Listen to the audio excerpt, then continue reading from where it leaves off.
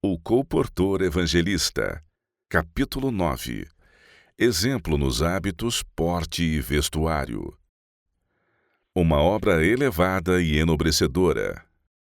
A obra da colportagem é o meio de Deus para alcançar muitos que, de outro modo, não seriam comovidos pela verdade. A obra é boa, o objetivo sublime e enobrecedor. E deve haver uma correspondente dignidade de comportamento. O colportor encontrará homens de várias opiniões. Encontrará os que são ignorantes e corruptos, e que não podem apreciar senão o que lhes traga dinheiro. Estes serão abusivos, mas não lhes deve dar atenção. Sua boa natureza nunca deve falhar. Ele deve tirar de toda perplexidade um ponto de vista alegre e esperançoso. Encontrará os que estão em privação, desanimados e de espírito ferido. Terá muitas oportunidades de falar a estes palavras bondosas e palavras de ânimo, esperança e fé. Ele pode ser uma fonte para refrigerar outros se o quiser, mas para fazer isto, ele mesmo precisa tirar da fonte da verdade viva. O perigo de fazer trabalho descuidado. Bem pode cada um sentir uma responsabilidade individual nesta obra. Bem pode ele considerar como melhor prender a atenção. Por sua maneira de apresentar a verdade, pode decidir o destino de uma alma. Se causa uma impressão favorável, sua influência pode ser para aquela alma um cheiro de vida para a vida. E aquela pessoa iluminada com respeito à verdade pode iluminar muitas outras. Por isso, é perigoso fazer trabalho descuidado em lidar com almas. Necessidade de energia e entusiasmo. Entre o povo que professa a verdade presente, não existe um espírito missionário correspondente com nossa fé. Falta a têmpera do verdadeiro ouro no caráter. A vida cristã é mais do que eles pensam ser. Ela não consiste em mera gentileza, paciência, mansidão e bondade. Estas graças são essenciais, mas a necessidade de coragem, força, energia e perseverança também. Muitos dos que empreendem a obra da colportagem são fracos, apáticos, abatidos, desanimam-se facilmente. Falta-lhes iniciativa. Não têm esses positivos traços de caráter que dão aos homens o poder de fazer alguma coisa, o espírito e a energia que acendem o entusiasmo. O colportor está empenhado num negócio honrado e não deve agir como se envergonhasse dele. Se deseja que o êxito acompanhe seus esforços, precisa ser animoso e esperançoso. Cultivar virtudes ativas. Precisam ser cultivadas as virtudes ativas do mesmo modo que as passivas. O cristão, ao mesmo tempo que está sempre pronto para dar uma resposta branda, para desviar a ira, precisa possuir a coragem de um herói para resistir ao mal. Com a caridade que tudo suporta, precisa ter a força de caráter que fará de sua influência um positivo poder para o bem. A fé precisa ser entretecida em seu caráter. Seus princípios precisam ser firmes, ele precisa ser de nobre espírito, acima de toda suspeita de indignidade. O colportor não deve ser cheio de si. Ao associar-se com os homens, não deve fazer-se notável, falando de si mesmo jactanciosamente, porque por este procedimento haveria de desgostar pessoas inteligentes e sensatas. Não deve ser egoísta em seus hábitos, nem arrogante e imperioso em suas maneiras. Empregar o tato.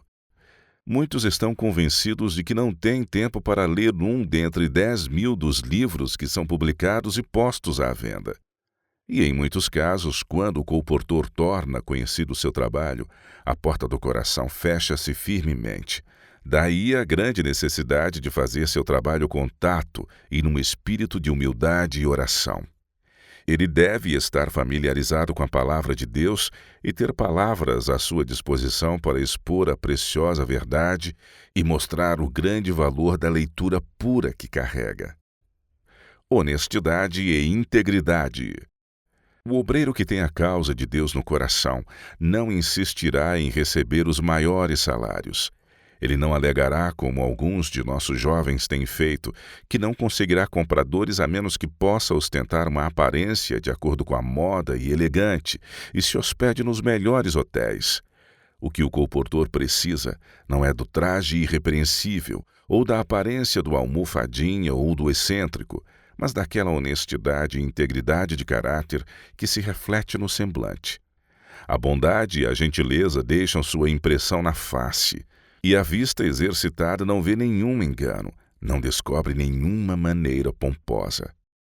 Grande número tem entrado no campo como colportores, para quem os prêmios são o único meio de êxito.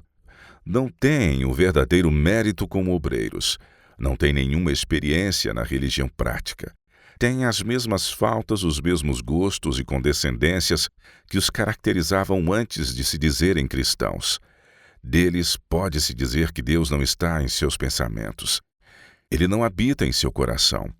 Há em seu caráter e comportamento uma pequenez, mundanidade e baixeza que testificam contra eles de que estão andando no caminho de seu próprio coração e seguindo a vista de seus próprios olhos. Não querem praticar a renúncia, mas estão resolvidos a gozar a vida. O tesouro celestial não lhes apresenta atrações.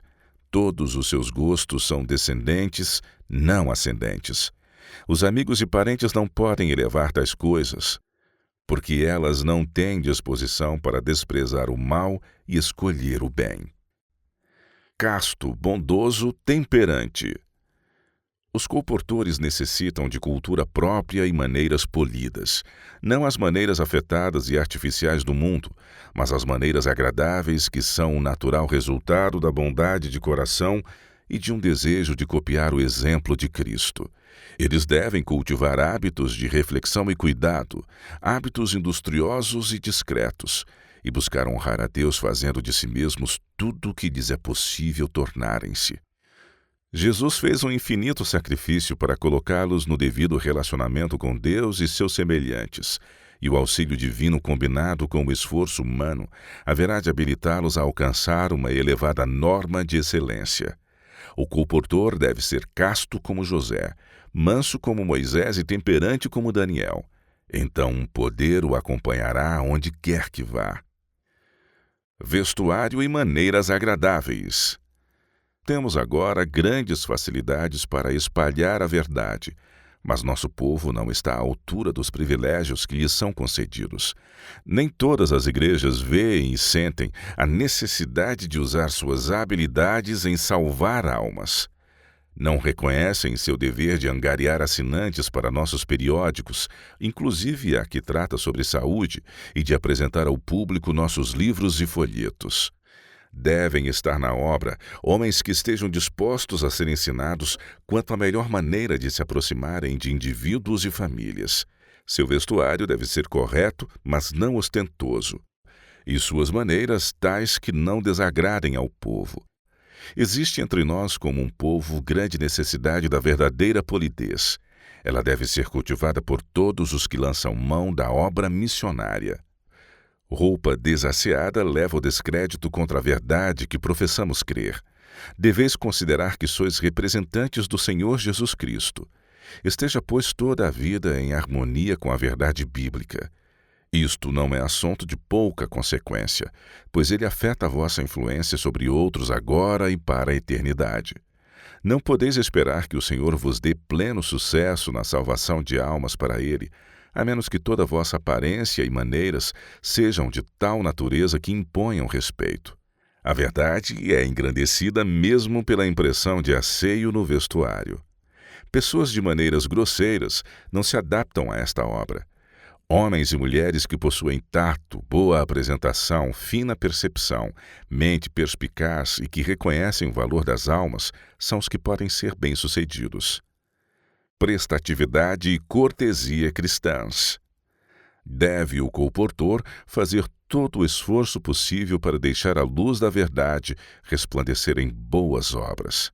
No desempenho de seu mister, deve espargir em torno de si a fragrância da cortesia cristã, aproveitando toda a oportunidade para praticar atos de prestimoso serviço. Deve educar-se para que possa falar distinta e impressivamente. Deve aprender diariamente na escola do grande mestre. Cristo ajudará seguramente a todos os que nele se ocultam, nele confiando para fortalecimento. Cuidado na conduta.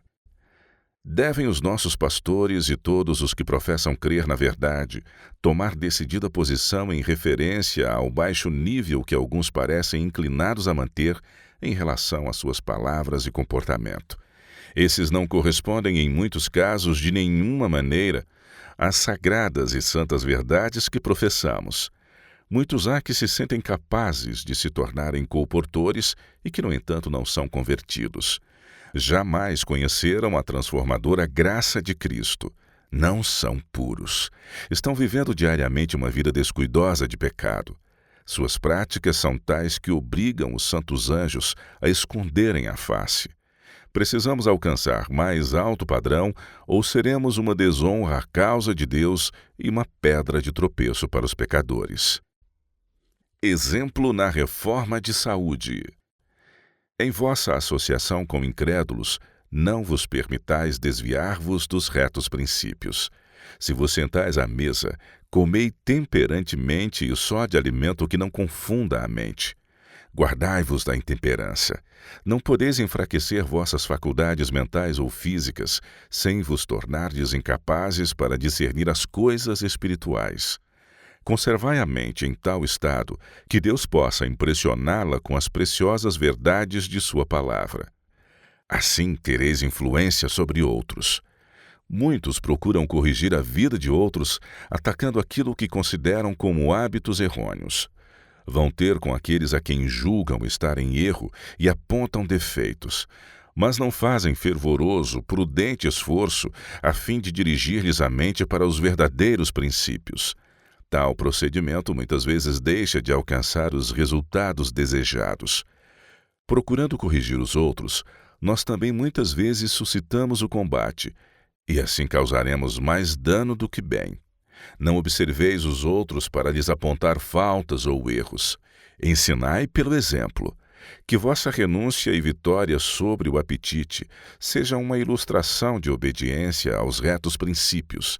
Que vossa vida dê testemunho da santificadora, enobrecedora influência da verdade. As graças do Espírito. Deus, em seu grande amor, procura desenvolver em nós as preciosas graças do seu Espírito. Permite que enfrentemos obstáculos, perseguições e vicissitudes, não como uma maldição, mas como a maior bênção de nossa vida. Toda tentação resistida, toda provação valorosamente suportada, traz-nos uma nova experiência, levando-nos avante na obra da edificação do caráter. A alma que, mediante o poder divino, resiste à tentação, revela ao mundo e ao universo celeste a eficácia da graça de Cristo. Atmosfera pessoal. Toda alma está circundada de uma atmosfera própria, que pode estar carregada do poder vivificante da fé, do ânimo, da esperança e perfumada com a fragrância do amor. Ou pode estar pesada e fria com as nuvens do descontentamento e egoísmo, ou intoxicada com o contato mortal de um pecado acariciado. Pela atmosfera que nos envolve, toda pessoa com quem nos comunicamos é consciente ou inconscientemente afetada. Caráter é poder. O caráter é um poder. O testemunho silencioso de uma vida sincera, desinteressada e pia exerce influência quase irresistível. Manifestando em nossa vida o caráter de Cristo, com ele cooperamos na obra de salvar almas. Somente revelando em nossa vida o seu caráter é que podemos com ele colaborar. E quanto mais vasta a esfera de nossa influência, tanto maior bem podemos fazer. Fiel como a bússola ao polo. Possa o Senhor ajudar a cada um a desenvolver ao máximo os talentos confiados a seu cuidado. Os que trabalham nesta causa não estudam a Bíblia como deveriam. Se o fizessem, seus ensinos práticos teriam uma influência positiva sobre sua vida. Qualquer que seja vosso trabalho, caros irmãos e irmãs, fazei-o como para o Mestre e o melhor que puderdes. Não passeis por alto as áureas oportunidades presentes, deixando que vossa vida se demonstre um fracasso, enquanto vos sentais preguiçosamente sonhando com comodidade e êxito num trabalho para o qual Deus nunca vos adaptou. Fazei o trabalho que vos está mais próximo. Fazei-o ainda que esteja entre perigos e aflições no campo missionário. Mas não vos queixeis, eu vos peço, das dificuldades e sacrifícios. Olhai para os valdenses, vede que planos delinearam para que a luz do Evangelho pudesse brilhar em mentes entenebrecidas. Não devemos trabalhar com a esperança de receber nossa recompensa nesta vida, mas com nossos olhos firmemente fitos no prêmio que será dado ao fim da carreira. Agora são precisos homens e mulheres que sejam tão fiéis ao dever como a bússola ao polo.